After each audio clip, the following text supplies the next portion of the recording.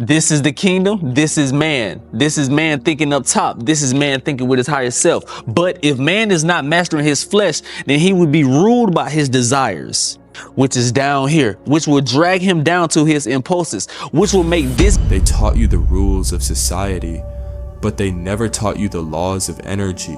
From the moment you were born, you were conditioned to chase, to consume, to seek pleasure over purpose. But deep beneath the distractions, there is a quiet truth waiting for you to remember that your seed is not just a physical substance. It is your sacred essence, your spiritual currency, your divine fire. The modern world has forgotten this, and in doing so, it has forgotten men. Most will live and die, never realizing that their true power was within them all along, waiting to be held, not wasted. We are witnessing a silent crisis. Men walking through life hollowed out, chasing dopamine hits in a world designed to keep them weak. They are not evil, they are unaware that every moment of mindless release chips away at the soul, unaware that the very force that could awaken their vision and strength is being spilled in front of screens in the dark for nothing. This is not a judgment, it is a wake-up call. A man who leaks his essence becomes lost in the fog, but a man who learns to hold it, he becomes dangerous in the most divine way. Your seed is not just reproductive energy, it is an energetic signal, like a divine pulse. It speaks to the universe, to the people around you, to the forces you cannot see. When retained, it amplifies your presence, sharpens your mind, strengthens your spirit. But when it's given away carelessly, that signal becomes static. Clarity fades, drive fades, magnetism fades. The great mystics and warriors knew your essence is your identity. Preserve it, and you become a living broadcast of power, purpose, and presence.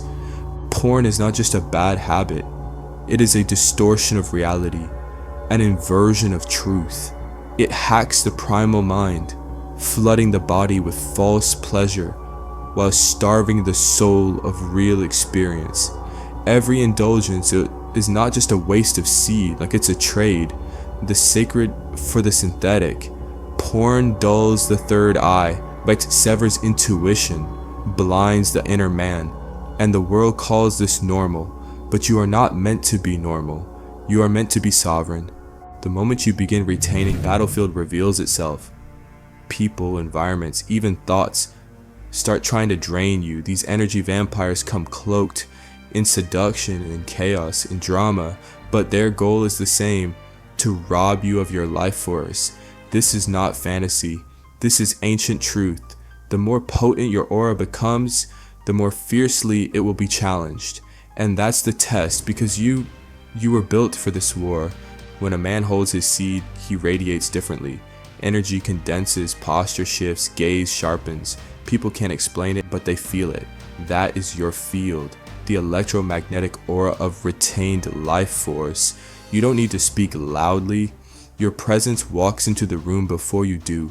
You become the eye of the storm, calm, grounded, divine. Science now tells us retention boosts testosterone, rewires the brain, that increases willpower, all true, but still only the surface. Like, the ancients already knew the deeper truth. In Hinduism it's Ohas, and Taoism it's Yin. To the mystics, it's the elixir of the gods. This energy is not meant to be wasted, but transmuted. This is not suppression, this is alchemy. The legends knew Ali, Tesla, monks, masters, mystics. They didn't kill their desire, they transformed it. They saw the urge as raw creation energy, the same force that builds empires and writes symphonies, leads nations. And they mastered it, not slaves to lust, but kings of energy.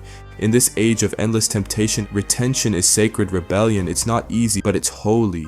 You are bombarded daily, but every time you hold, you become rare, a still flame in a world of wildfires.